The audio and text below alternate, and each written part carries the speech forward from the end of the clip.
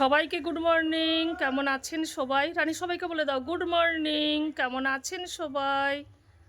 আমাদের সারাদিনের বেশিরভাগটা সময় রানী এই বারান্দাতে বসে থাকে। এই বারান্দায় বসে বসে লোক দেখে।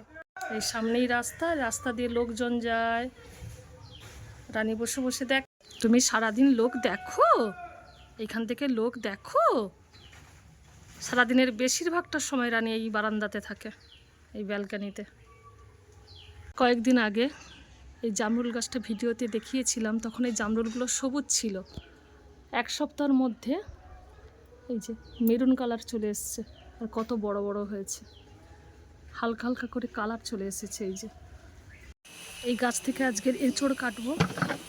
এইটা এঁচড়ের গাছ, এটা বড় হয় না, যেমন ছোট থাকে। 4টে হয়েছে। এই গাছ থেকে আজকের একটা কাটবো।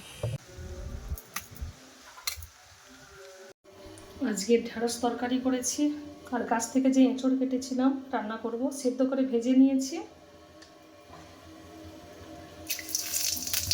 তেলের উপরে ফোড়ন, কয়েকটা তেজপাতা, শুকনো লঙ্কা, আর এই যে পেস্ট বানিয়ে নিয়েছিলাম টমেটো আর আদা, আদাটা দিয়ে দিলাম।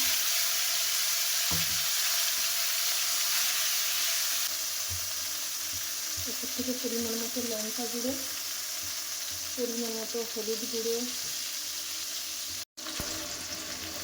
পরিমাণ মতো জিরে গুঁড়ো দিয়ে দিলাম। এবার মশলাটাকে একটু কষিয়ে নেব। কিছুটা ভাজার সময় লবণ দিয়েছিলাম।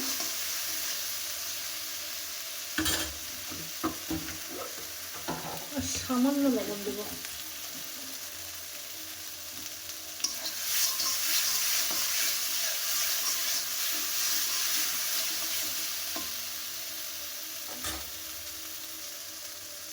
এছাড়া আলুটা ভেজে রেখেছিলাম।